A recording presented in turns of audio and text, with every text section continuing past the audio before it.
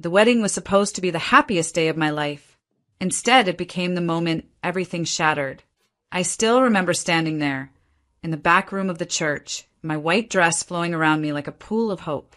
I was fixing my veil when the door swung open hard enough to rattle the hinges. My mother and father stepped inside. Their faces weren't glowing with pride or love. They were stone cold. Dad didn't even hesitate. His voice sliced through the room like a knife. Don't even think about showing up at the reception. You've already ruined enough. Your sister's marriage fell apart because of you. I blinked, confused, thinking surely they had the wrong person, or maybe this was some twisted joke. But then my mother chimed in, her arms crossed tightly. We can't have you ruining today, too. People are already talking. I felt my heart crumple in my chest, but I stayed frozen, rooted to the spot, my hands clutching the bouquet so tightly that the stem snapped. In the doorway behind them, I caught glimpses of a few relatives peeking in, pity and judgment swimming in their eyes. I searched for just one friendly face. I found none. The weight of the moment pressed down harder when my father muttered under his breath, just loud enough for me to hear, "Your brother, he's the golden child. We can't let your mess stain this family any further." I didn't cry. I didn't scream. I didn't argue. Something deeper inside me, something old and tired and worn thin from years of being the scapegoat, just let go. With all the dignity I could muster, I straightened my back, smoothed down the front of my dress, and set the crushed bouquet gently on the nearby table. Without a word, I walked past them head high, ignoring the stunned, murmuring crowd outside the room. I reached the parking lot, the cool evening air brushing against my skin, each step away from the church peeling off another layer of invisible chains that had bound me for so long. I sat in my car for a moment, staring blankly at the steering wheel. Then, with shaking fingers, I pulled out my phone. There was one last gift I had given, one last thread still tying me to them. The honeymoon fund. Thousands of dollars I had quietly saved up over the past 2 years, transferred as a gesture of love and celebration. I found the banking app, heart thudding in my ears. I scrolled to the recent transactions. There it was, the payment to my sister, Samantha. I pressed cancel transfer.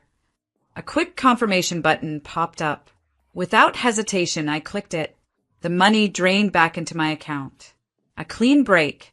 Before I could second-guess myself, I snapped a screenshot of the cancellation confirmation. I attached it to a blank text message to Samantha. No words, no explanation, just cold, hard reality. I hit send, and then I blocked her, blocked my mother, blocked my father, blocked every number that had ever made me feel less than enough. One by one, the invisible strings that had tangled around my heart for years were snipped away with each block button. As I drove away from the church that night, still in my wedding dress, still wearing my makeup like some tragic mask, I didn't cry. I didn't scream. I simply stared out at the empty highway stretching ahead of me and whispered, almost too softly to hear, "Never again." Driving through the dark that night, I couldn't help but remember, not just the cruelty of today, but the thousands of smaller cuts that had been leading here all along. It was never really about the wedding. It was about a lifetime of being invisible in my own family. I saw flashes of my childhood like a movie reel playing in the rearview mirror. There I was 8 years old, holding up a math trophy almost as big as my head, standing in the kitchen doorway, beaming, waiting for someone to notice. Mom barely glanced up from her phone. Dad muttered something about how it would have been better if it were sports. Tyler, my perfect older brother, threw a football across the room and knocked the trophy out of my hands. Nobody even scolded him. They laughed. Another flash. My 12th birthday. I sat at the kitchen table, a homemade cake in front of me that I had baked myself. Everyone was too busy planning Tyler's varsity party to remember. I lit my own candles, sang softly to myself. I made a wish that maybe next year they would notice.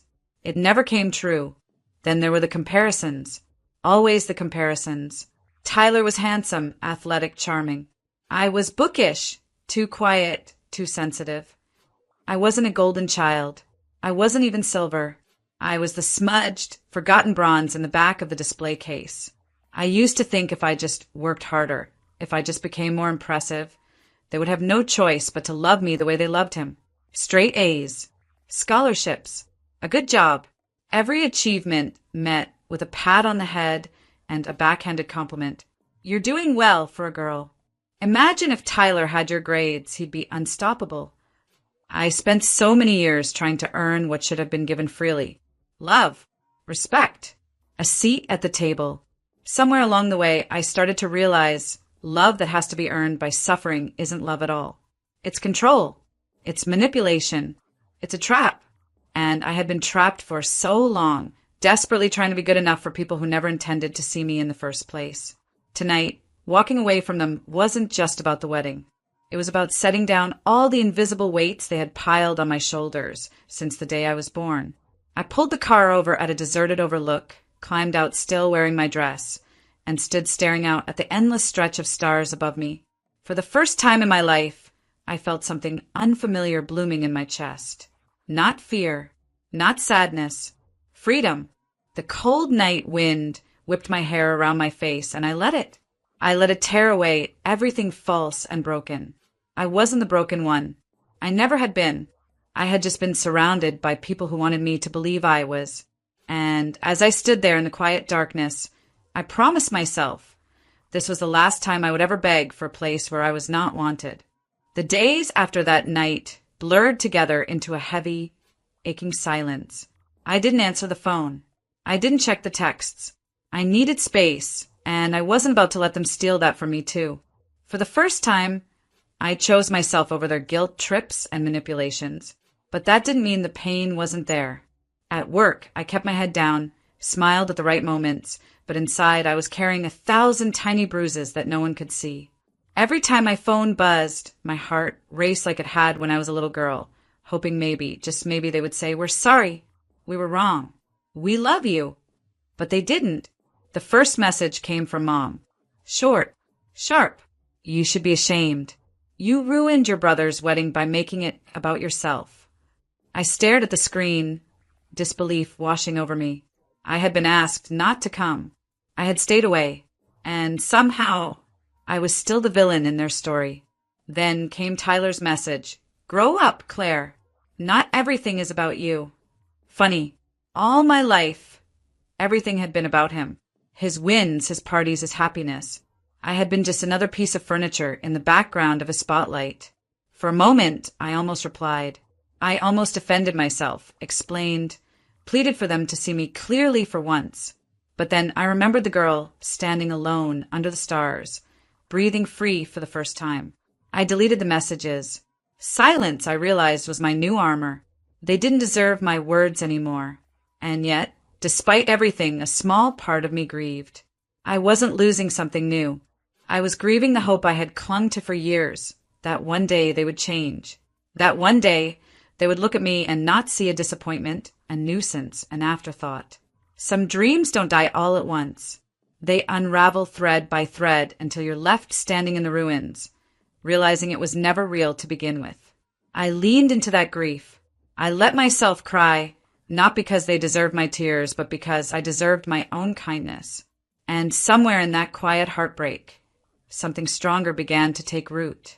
They could think what they wanted. They could twist the story however they needed to sleep at night. I knew the truth. I knew I had walked away with my head held high, without screaming, without scenes. I had done what they could never do. I had chosen peace over pride. A few days later, while cleaning out my apartment, I found a small photo album tucked into a box. Childhood pictures. Tyler in the front, grinning. Me in the background, blurry and forgotten. I flipped through it slowly, feeling the sting, but also the clarity. I didn't belong in their story anymore. And maybe, just maybe, that was a gift. Instead of throwing the album away, I tucked it back into the box. Not out of sentimentality, but as a reminder. A reminder that survival wasn't enough for me anymore. I was going to live, really live, and if that meant walking alone for a while, so be it. I wasn't walking backward anymore. I was building something new, something real, something mine. The months that followed my wedding day felt like trudging through a thick fog. There were days when I would wake up and for a brief, flickering second, I would forget everything that had happened. I would stretch, blink into the morning light, and think about calling my mom just to say good morning. Then reality would slam into my chest like a freight train, and I would remember they had chosen her lies over my truth. I threw myself into work, into building a life that didn't orbit around their approval anymore. It wasn't easy. At night, when the world was quiet, the silence screamed at me. Memories would replay in my mind like a broken record. My mom's cold voice, my dad's disappointed eyes, my sister's fake tears, her hands trembling with such perfect rehearsed sadness. I wondered how long she had been planning it, how many times she had smiled to my face while sharpening a knife behind my back. But even through the heartache, something strange was happening deep inside me, something solid and new. I was starting to understand that I didn't need their validation to exist. I didn't have to spend my life bending and breaking myself to fit into a place they never wanted me to belong in the first place. Their love had conditions. Their loyalty had a price. And somewhere along the way, I had stopped paying. One night, I sat on my small balcony, staring out at the city lights. My phone buzzed on the table next to me. It was a photo from my sister, her and my parents, laughing together at some family barbecue. A caption underneath read, "Family is everything." For a second, the old familiar ache clawed at my chest. I almost texted back. Almost. Instead, I turned my phone face down. I closed my eyes and thought about the version of me they still pictured, the quiet one, the one who would always shrink herself down, apologize for existing, beg for scraps of attention. That version was gone. She had died the day I stood alone at the altar, scanning the crowd for faces that would never come. I decided then that if they could rewrite history, so could I. Not with petty fights. Not with desperate phone calls begging them to see the truth. No, I would rewrite it with my actions, with my success, with the undeniable proof that I was worth something, even if they had thrown me away like I was nothing. The decision wasn't loud. It wasn't some cinematic epiphany. It was quiet, steady, like a river carving a canyon over years of patience and persistence. I would live a life that spoke for itself. I would heal, not because they deserved a better version of me, but because I deserved a better version of myself. As I sat there, the cool night air brushing against my skin, I realized something powerful. My sister might have won that day. She might have stolen my family, my wedding day, and my peace. But she could never steal my future unless I handed it to her. And I wasn't going to. I breathed in deep, filling my lungs with the sharp, cleansing air. Somewhere inside me, a flicker of peace-caught flame. It was small, but it was real. And for the first time in months, I allowed myself a small, knowing smile. This wasn't the end of the story. Not even close. Months slipped into the next year, but life wasn't as empty as it had once seemed. The sting of my family's betrayal still lingered, but in those quiet moments of reflection, I could feel myself growing stronger. There was a certain calm that came with learning to live without their approval, without the need to explain myself to anyone who wasn't willing to listen. I started doing things for myself. For the first time in years, I traveled alone, a concept I never would have dared to entertain in my old life. Every new place I visited brought me a sense of freedom I didn't know I was missing, freedom from the family dynamics that had stifled me. The world was bigger than their opinions, and every day felt like a small victory, like I was reintroducing myself to who I really was. But then one evening my phone rang. The name on the screen made my heart stop. It was from my sister. I hadn't heard from her since that night, the night she chose her lies over me and destroyed everything. I stared at the phone, the pulse of my anger rising, but I didn't pick up. I let it go to voicemail. I wasn't sure what I expected to hear when I listened to the message later. But when her voice came through, I felt an odd mix of detachment and discomfort. "Hey," she said, her tone dripping with insincerity. "I just wanted to say I think we should talk. It's been a long time, and I really miss you. It's not like it used to be, you know? Please call me back. I've been thinking a lot about everything that happened." Her words hit me like a cold wind. She missed me?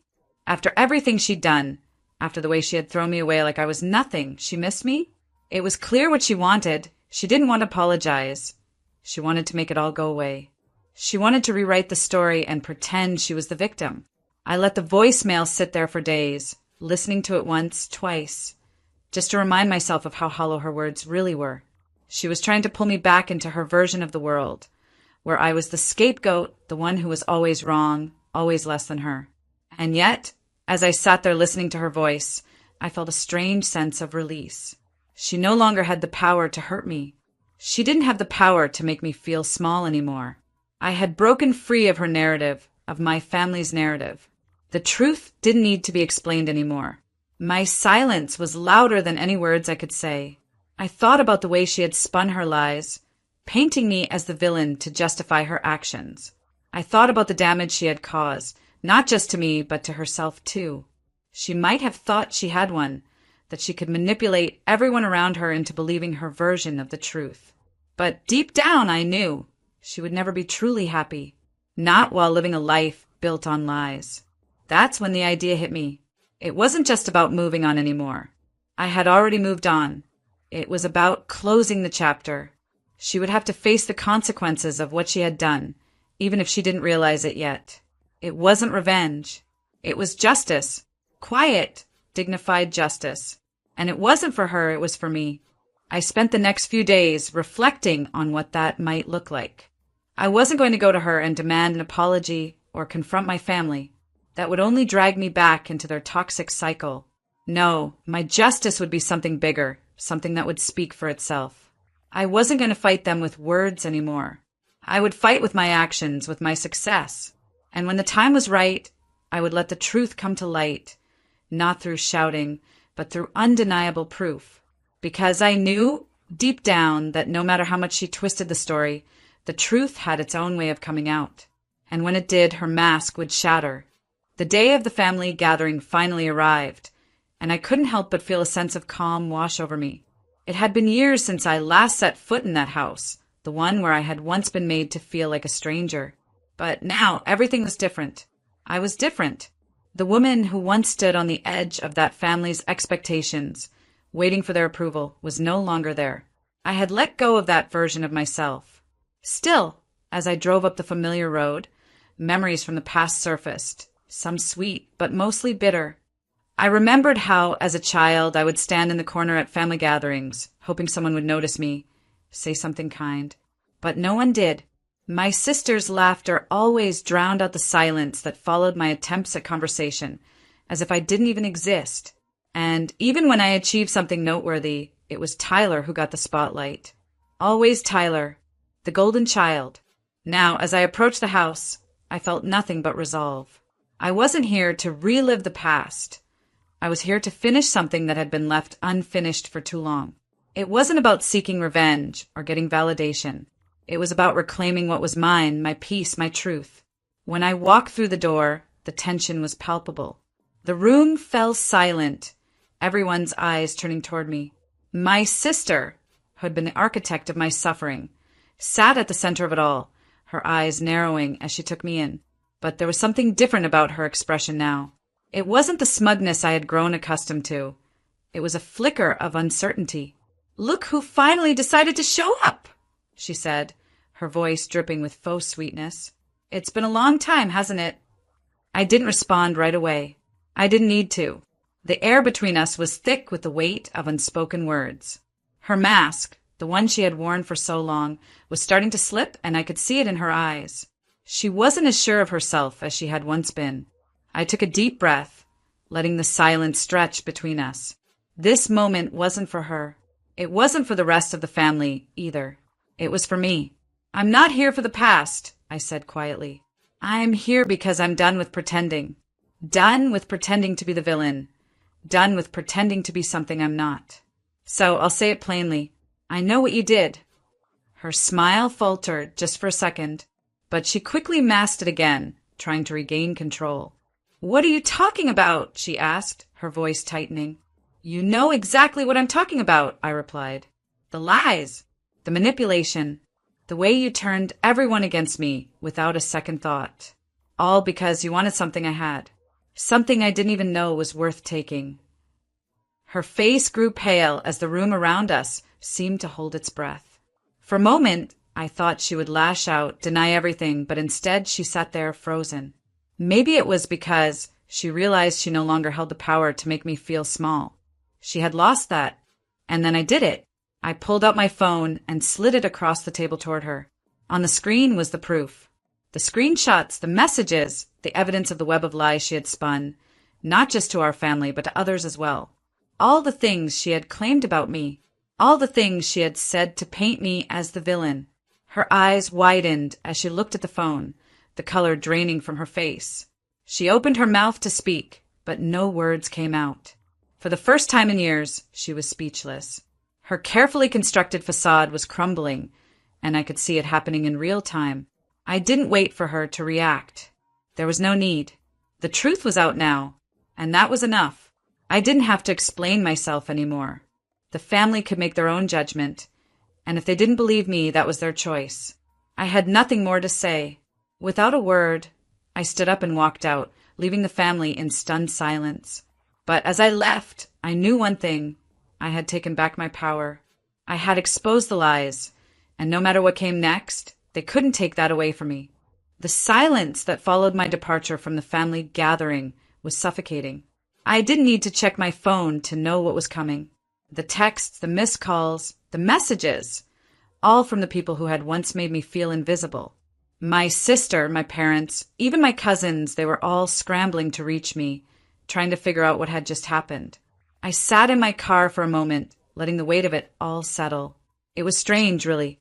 For years, I had tried to prove my worth to them, tried to make them see me as more than just the quiet, unremarkable child. And yet, despite all that, they had continued to treat me like an afterthought. They had discarded me, used me, and discarded me again. But now they were begging for my attention, for my forgiveness. I couldn't help but feel a sense of calm as I looked at my phone. The texts were pouring in, each one more frantic than the last. My sister, of course, was the first to reach out, her words laced with fake concern. "Please, Emma, you don't understand. I didn't mean for any of this to happen." Her words were hollow, empty. She was trying to salvage what she could, trying to make me believe that it was all just a misunderstanding. But I knew better. I knew the truth. And the truth was that she had lied. She had betrayed me, manipulated me, and painted me as the villain for years. I didn't respond right away. There was no need to. I didn't owe her anything. But as I sat there in the quiet of my car, something inside me shifted. I had already exposed the lies. I had already taken back my power. Now it was time to let go, to release myself from the anger, the resentment, the pain. I deleted her messages without a second thought. I blocked her number, just like I had done with the others. I didn't need them anymore. I had spent so many years trying to be something I wasn't for them, trying to be the perfect daughter, the perfect sister. But no matter how hard I tried, they had never seen me for who I truly was. And now I had freed myself from their grip. But as the hours passed and the messages continued to pile up, something strange happened. I didn't feel the anger I thought I would. I didn't feel the satisfaction of revenge. Instead, I felt peace. A quiet, steady peace that I hadn't felt in years. For the first time in a long time, I realized that I didn't need them. I didn't need their approval, their love, or their validation. I was enough on my own. I had always been enough. I sat back in my seat and took a deep breath, letting the weight of the decision I had made settle in. This wasn't just about exposing my sister's lies. It was about something deeper. It was about taking control of my own narrative, about no longer allowing anyone to define me. And as I looked at the phone once more, I finally replied to one of the messages. But it wasn't what they expected. "Thanks for everything," I wrote, my fingers steady on the keys. "I'm finally at peace." I hit send, and just like that, I was done. There was no anger, no bitterness in my heart, just a quiet, resolute peace. The kind of peace that comes from knowing you no longer have to fight for a place in anyone's life. The kind of peace that comes from understanding that sometimes the best revenge is simply walking away. I blocked them all, and I didn't look back. Weeks passed, and life continued without the weight of my family's expectations hanging over me. I had cut all ties, erased all remnants of their presence in my life, and it felt like breathing for the first time in years. No longer did I feel like I was trying to fit into a mold that wasn't meant for me. I had learned to let go, to reclaim my peace in a way I never thought possible. But even in that quiet, I could feel the ripple of the bomb I had dropped. My sister had tried to reach out again, a few more apologies and explanations, but her messages were just more words.